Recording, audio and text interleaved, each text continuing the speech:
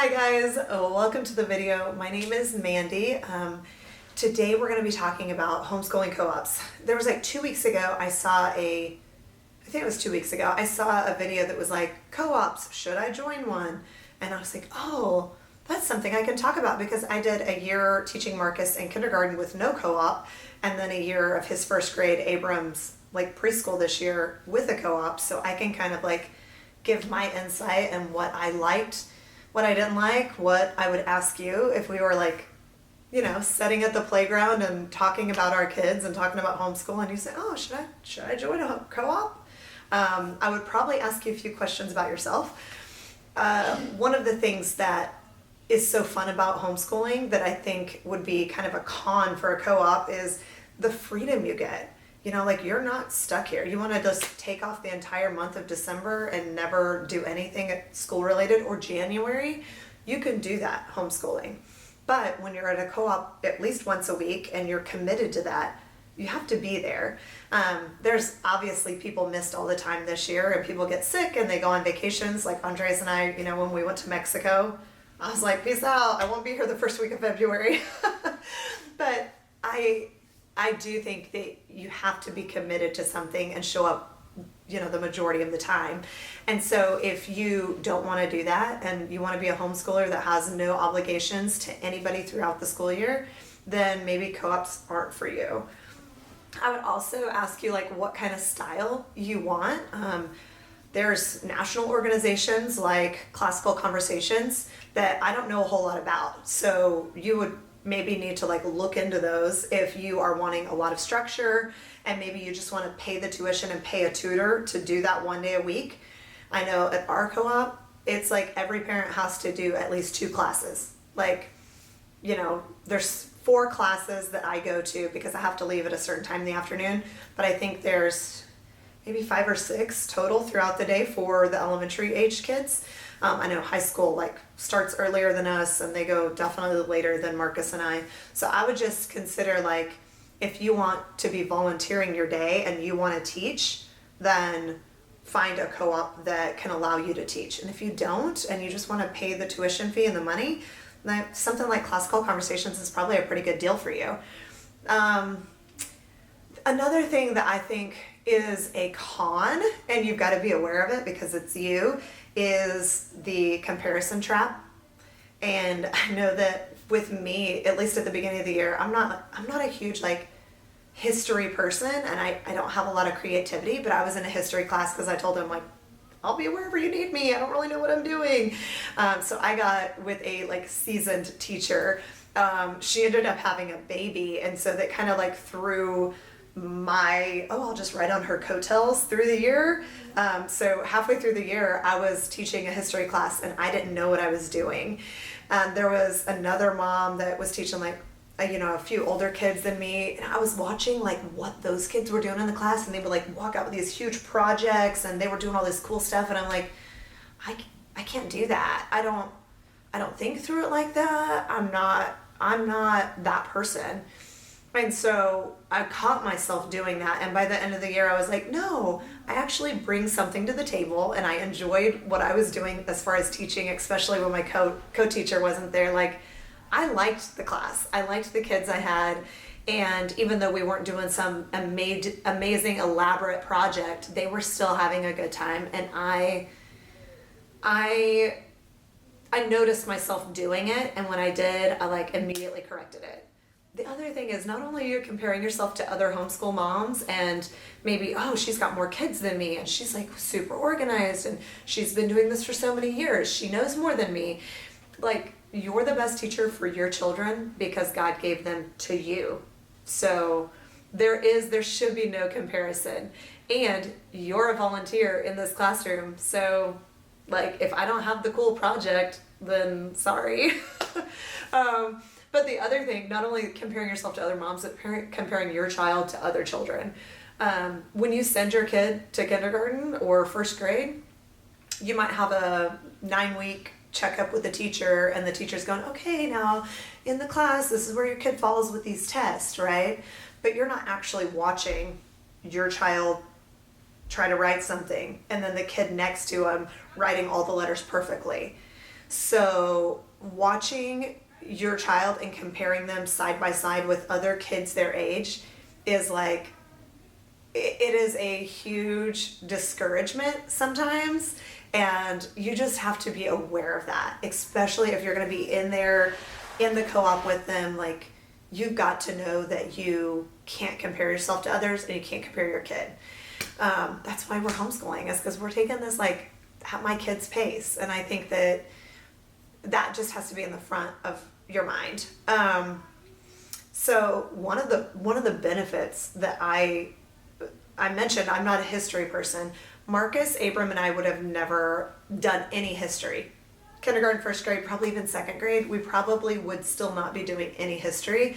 And I think story of the world, especially by the end, I was like, oh, these chapters make it so easy, and we're talking about people. And I was telling my older son, I was telling Seth, I was like, oh, we learned about Alexander the Great. And so him and Marcus were having a conversation about Alexander the Great. And I was like, oh, this is kind of fun. I would have missed out on this had I not been at the co-op.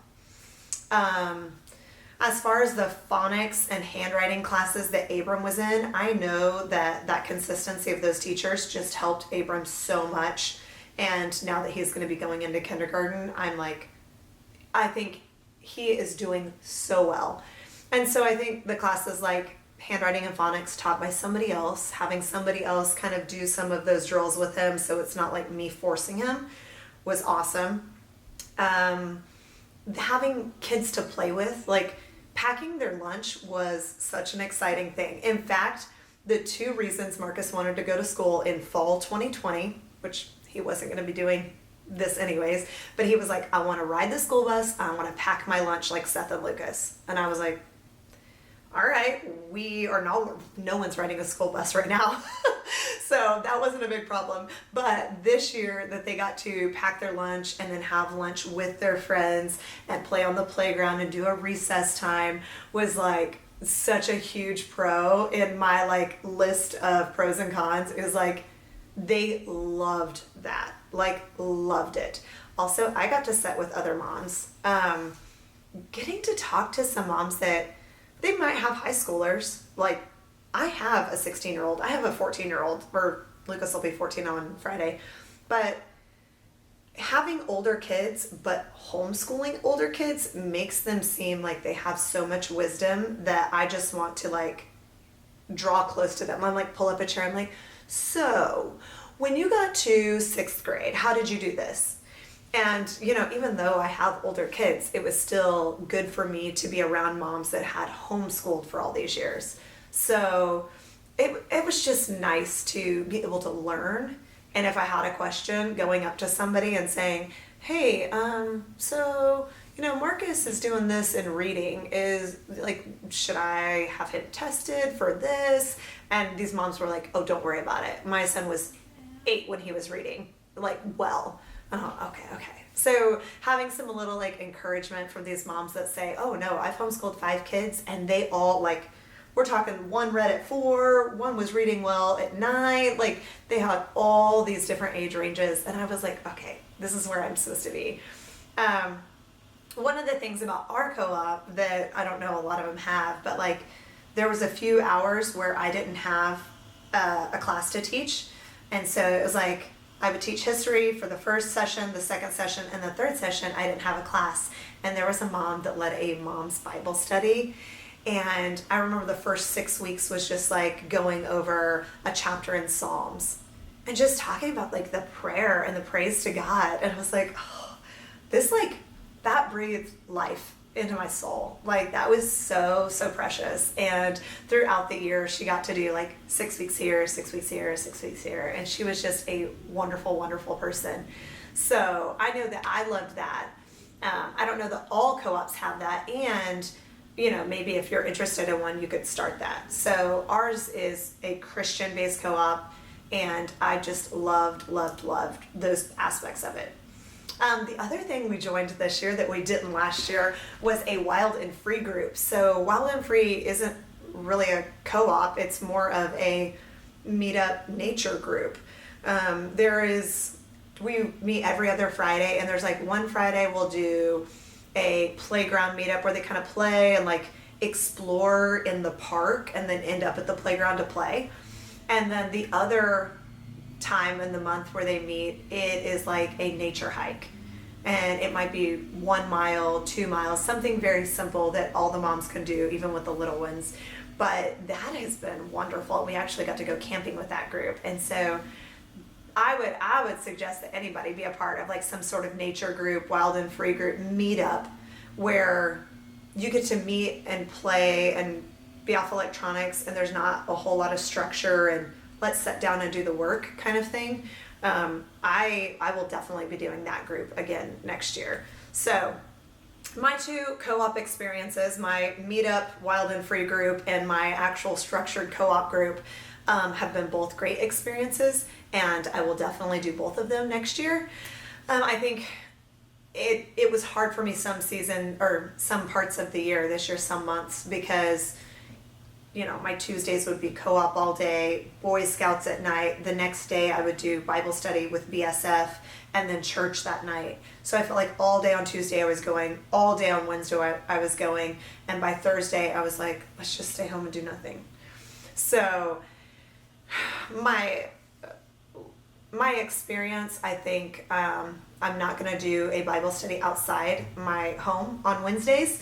That doesn't exclude Bible studies, and it doesn't exclude things throughout the other days of the week. But like, if I'm going to be gone all day on Tuesday for my co-op, Monday and Wednesday, I can't have those commitments outside of my home, because I really need to have time to be here and be present and not wear myself too thin.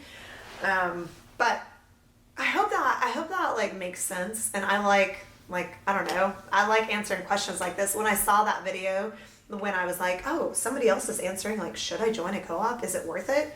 I say absolutely. And if you have little kids, I think some kind of nature hiking meetup group, like a wild and free style, is, I mean, those are free. Those are just a way to get out and meet other moms that have little ones that just kind of want to be outside. And I would definitely recommend that to anybody. So in my experience, as long as you can stay away from the comparison game, co-ops are amazing. And it really, really has helped me this year. So that is my answer. I hope I made that brief enough. I know I've got to go. All right. We'll see you in the next one. Bye.